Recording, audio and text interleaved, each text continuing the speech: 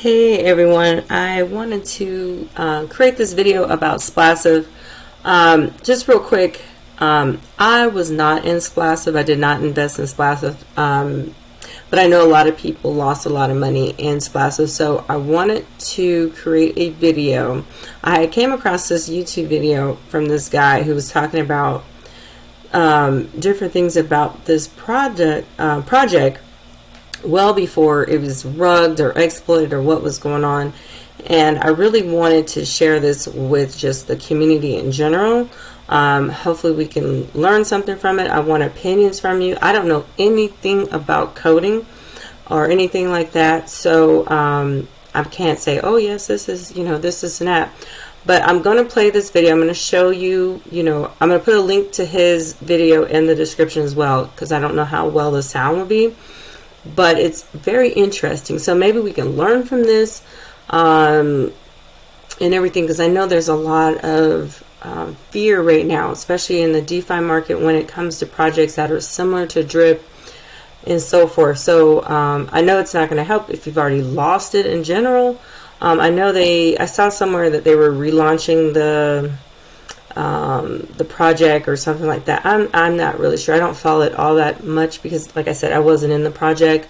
And to be honest, the only reason I heard about it when it first started, and the website. I was having problems. I couldn't scroll down. I was like, oh hell no, let me get off of here.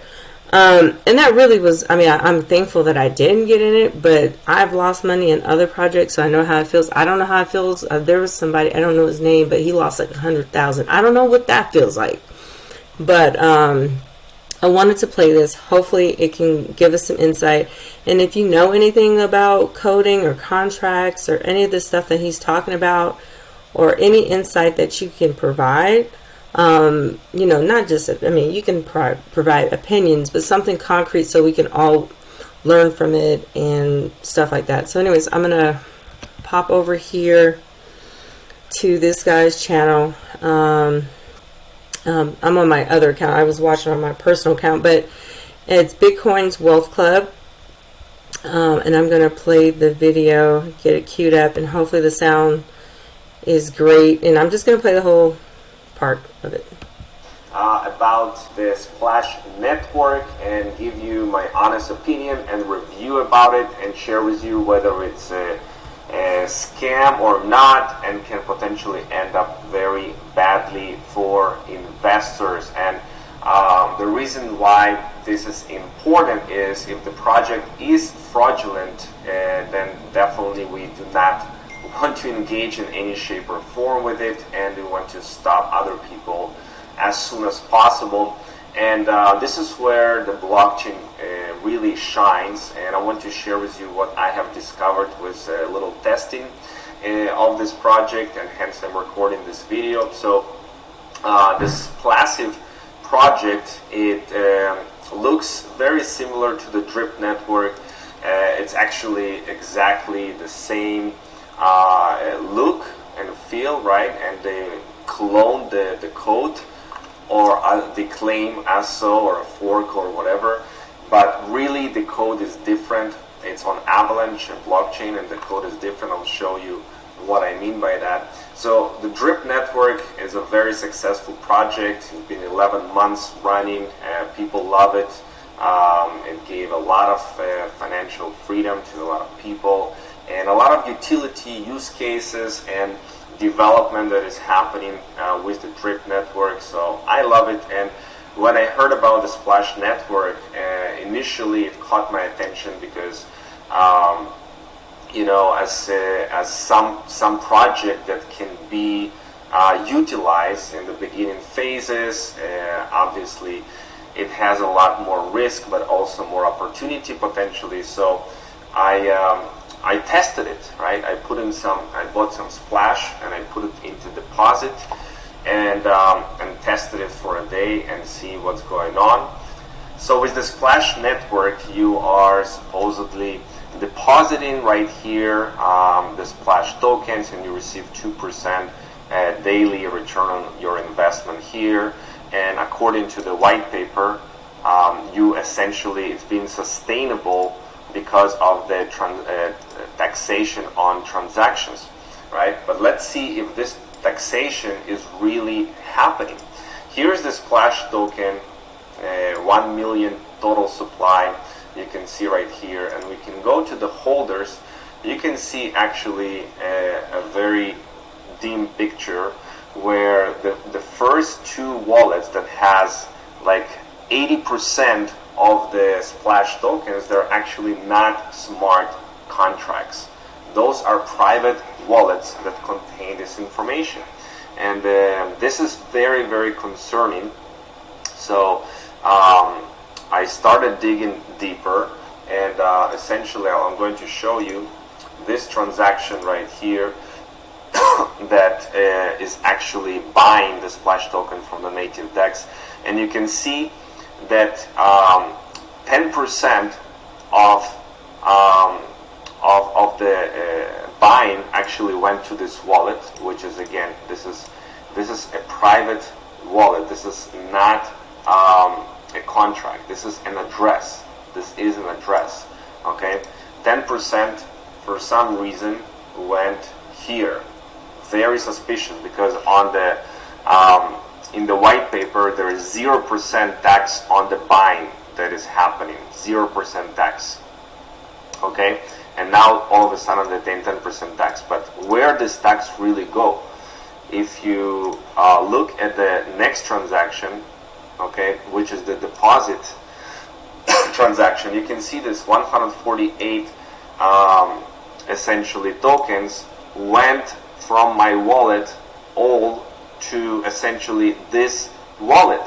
10% and 90%, the entire sum went to the exact same wallet. Ouch. This is crazy, which essentially means that this wallet is not a smart contract. This wallet is a regular address, and you can see that this wallet receives every minute. He receives some Splash tokens, right, which is not a contract. Okay, and you can see 29 minutes ago, what is that? There is some Splash for trade, right, that is happening. So I think the developer is shady as fuck. Whoever created this contract and this Splash network, and it's quite easy to fall for this, actually, right? If you really do not dig deeper into the blockchain and see what's truly going on, and see the transactions, you can fall for it, because this is really fucked up. You know, this wallet right here, it's not a smart contract. It's not a smart contract, right? And there is a big difference. So, for example, if you go to Drip Network and you see that the Drip token, that is an amazing project, okay, you can see that the holders actually is smart contracts, right? It's not individual where it holds. All the taxes are going through the smart contract, okay, and that's a huge difference. This is a contract, okay, and it operates with all of the tax deposits, okay. And here we have a situation where there is a privately owned wallet. There's not a contract that is actually taking all of this Splash. So, in my opinion, what is happening is that this liquidity that is happening when somebody buys the token, okay, when somebody buys the token for the first time, where does this money go? It accumulates, okay, in some contract, okay, and essentially if you take a look here, on the Splash token, and you see right here this contract right here. Let's take a look at this balance. Okay, it has only 16,000. This is where the cells are paying out from. Let's take a look at this smart contract. And see the balance is 61,000. There's only Splash tokens here. There's no AVAX, right? And you can see right here 82,000, 82,000, and we see there is $1.8 million worth of AVAX here, 27,000. Okay, so in my opinion, this right here can be drained at any time, at some point, because the Splash tokens are being essentially sent not to the tax vault. So that means it's, you know, this are the Splash liquidity tokens, the drops over here. But again, if this shadiness going on with the project, then how can you trust? How can you trust anything that is related with the Splassive? First of all, what they have done is completely copied the drip network, which is already a red flag, because I don't like projects that are just copying and not adding any value, but trying to mimic and copy completely. But other than that, it is completely false, right? Because you can see that they are saying that there is no tax when you're buying on the native DEX. Okay, right there on the page, it says it right here on the page. However, it's not the reality that is happening in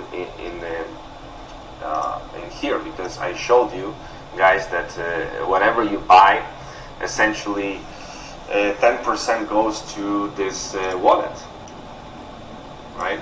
On the buys, when 0% fee should be taken, and also all of the deposits also go to this address, which is super suspicious. So anyway, I just want to share with you real quick and show you this review about the Splash token. I have zero trust in a project that is operating behind the scenes in a totally misleading way and in a different way that it is portraying and projecting on the outside in the white paper, right? And you should not trust too any project that is completely doing opposite and not backing reality of what it states in the smart contract, right? So that's my 2 cents. I think that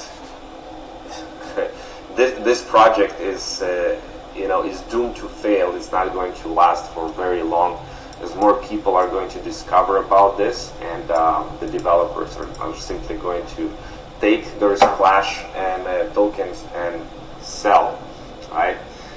It should not be, it's 100% the case, it should not be the sense where 100% of the deposit into the vault, instead of going to the tax vault, going to a person's wallet. It doesn't make any sense whatsoever. So yeah, this is my 2 cents. Do not engage in a Splash network. Stick with the drip community. It's been working, operating in a very legitimate way, and do not be seduced with some drip network clones. All right, so what do you guys think about that? I found it very interesting, and like I said, I don't know anything about coding. I know how to look at a little bit of stuff. I know enough just to be a little dangerous, but I don't know anything that deep. So I pulled up, I was looking at some of the people that were posting on YouTube, and they were saying it's being relaunched and this and that. And then I pulled up the Splash, and it's very interesting. It's now changed. Now the top holders are contracts. So I don't know. What do you guys, those of you who are a little bit more experienced or know something about coding, or were in Splassive or any of that stuff, what do you think about this stuff? Maybe this is something we all need to start looking into and diving a little bit more into the holders I usually don't. What was it called? Fast BNB. Usually I don't look at stuff. I hate to say it or admit it out loud. Is after everything's been rug pulled, then you start doing your investigation work. So maybe it's a good practice to do this, prior to getting into projects. And then, there's a lot of fear going on right now with other drip forks. It's not to say that, the other projects are not, good or anything like that. I think if everything he was saying in that video, I think this might just been some other shady stuff going on. I don't know. I don't know the guy. I don't know the developer. I don't know what's going on. All I know is people who lost a lot of money, and I just wanted to put this out there. I'll put his link to the actual video because I don't know how the sound was or anything like that. And I'll also put in the description other information that will hopefully be helpful going forward. But I do want to hear your comments on this. Like I said, I wasn't in this, so I don't know. I can't say from personal experience. I was just curious about it, and for a brief moment, I almost felt like, man, I should have gotten that project because I didn't get in it. And then I was like, oh my gosh, I'm glad I didn't.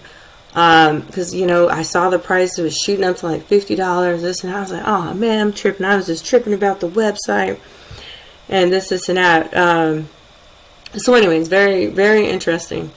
Anyways, hopefully this was helpful. Hopefully this helps somebody. I don't know, hopefully it does. All right, guys, have a good night. Talk to you later.